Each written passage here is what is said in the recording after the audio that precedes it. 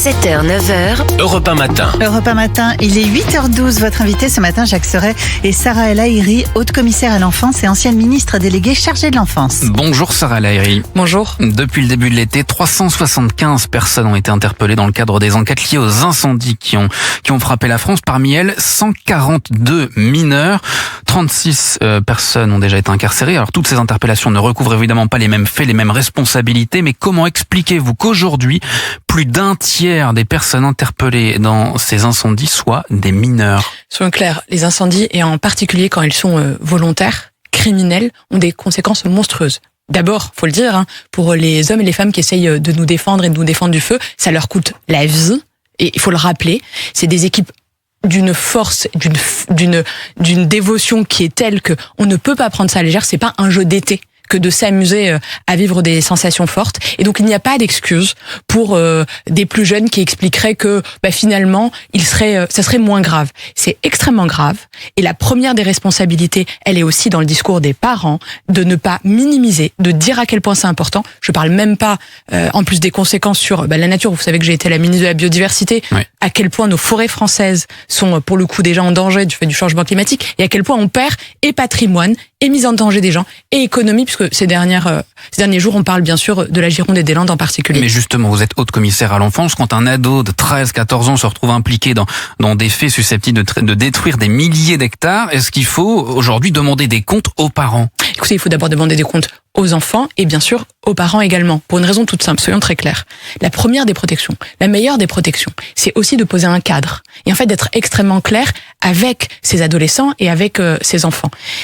C'est pas un jeu anodin, c'est pas des sensations fortes qu'on va chercher en participant finalement à créer de la scénographie. Tout ça n'est pas à prendre à la légère pour deux raisons. La première, cette génération, une partie de cette génération malheureusement, est habituée à faire à vivre des créations de scènes avec les réseaux sociaux, avec les médias. Ils filment. Alors je ne dis pas que c'est le cas dans le cas des incendiaires malheureusement qui ont eu à connaître et qui ont été interpellés.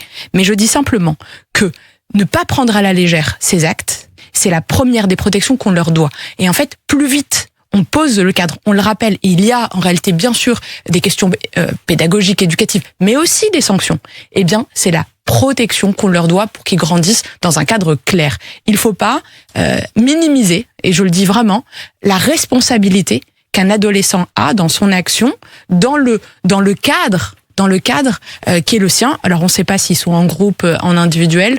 Cadre pour les enfants, mais est-ce que sanctions financières pour les parents, c'est quelque chose que vous appelez de vos vœux aujourd'hui? Écoutez, un enfant est sous la responsabilité bien sûr de ses parents, et aujourd'hui on sait qui est responsable et qui est coupable. Les enfants sont encore sous la responsabilité de leurs parents, et c'est bien à la maison qu'on pose le cadre. Et pour le coup, la République, les institutions, elles sont faites pour le faire respecter. On le doit bien sûr aux pompiers et à l'ensemble des victimes. Alors demain, vous passerez votre journée dans une colonie de vacances en Corse, à Calvi. Pourquoi ce déplacement? Qu'est-ce que vous allez contrôler très concrètement? Écoutez, moi je serai aux côtés du maire de Calvi et des équipes pour le coup des colonies de vacances. La majorité du secteur, des animateurs, des directeurs de colo, vous savez ce qu'ils veulent?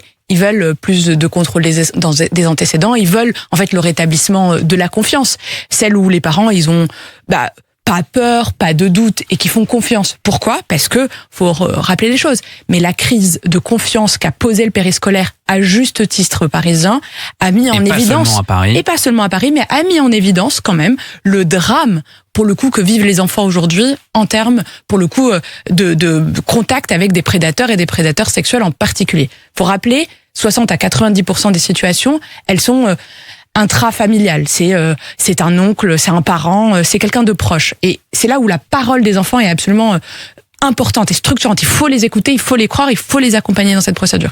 Mais dans les colos ou dans d'autres institutions, qu'elles soient sportives, culturelles ou pour le coup parfois de musique, la formation et le contrôle des antécédents est essentiel. Aujourd'hui, il y en a dans les colos. Vous parlez du contrôle des antécédents, c'est quelque chose que vous souhaitez, mais par exemple, à Biarritz, il y a 2 animateurs d'un centre de loisirs qui ont été mis en examen, et en l'occurrence, il n'y avait pas d'antécédents dans ces dossiers-là. Mais c'est pour ça que, si je peux finir ma phrase, le contrôle des antécédents, c'est juste la première marche. On doit aux enfants et aux parents de ne pas avoir des gens qui ont été condamnés ou dont des procédures sont en cours avec le fameux FIJAIS, qui seraient dans un autre département ou dans un autre secteur. L'éducation, le sport. Et donc ça, c'est la première des barrières. Mais la deuxième, c'est quoi? La deuxième, c'est la formation et l'accompagnement pour le coup des enfants. Le fait de leur donner les moyens, bien de nous dire, de poser un cadre de sécurité, leur parole et la procédure de justice derrière. Et c'est en les accueillant, par exemple, dans des unités d'accueil d'enfants, pour le coup en danger, des UAPED ou des salles Mélanie pour l'accompagnement de leur parole, la formation des équipes, évidemment, de police et de gendarmerie qui est en cours, ou encore, pour le coup, de la justice, qu'on réussira à, finalement, bâtir une société avec une protection plus intégrale. Et c'est là où la protection des enfants, c'est toute une chaîne. C'est d'abord les antécédents judiciaires, la formation, et pour permettre enfin, à nouveau, les grands départs en colo, où on a confiance, où on grandit, parce que oui, ça fait du bien de grandir en société et de vivre ces magnifiques expériences. Mais ce qui a marqué les esprits aussi ces dernières semaines, c'est l'affaire Liana, le meurtre de Liana, 11 ans. Alors la justice a réexaminé près de 70 000 dossiers à la suite de ce meurtre. Le résultat, c'est 970 dossiers prioritaires qui ont été identifiés et 675 personnes qui ont été incarcérés. Alors, on peut saluer la mobilisation du ministère de la Justice, mais c'est aussi l'aveu d'une défaillance de l'État, vous ne croyez pas? Pour le coup, moi j'ai vu une volonté extrêmement forte du garde des Sceaux, qui a effectivement mis un rythme plus fort, et c'est normal, et c'est ce qu'on doit. À la suite du drame de Liana, parce que c'est un drame, et je pense que c'est un électrochoc pour beaucoup de monde, bien sûr, c'est un échec. Un électrochoc et un échec. Un électrochoc parce que tout le monde était obligé d'ouvrir les yeux. La question aujourd'hui des procédures, de la parole des enfants, des réponses judiciaires, elle était encore trop lente, trop longue, pas suffisamment immédiate.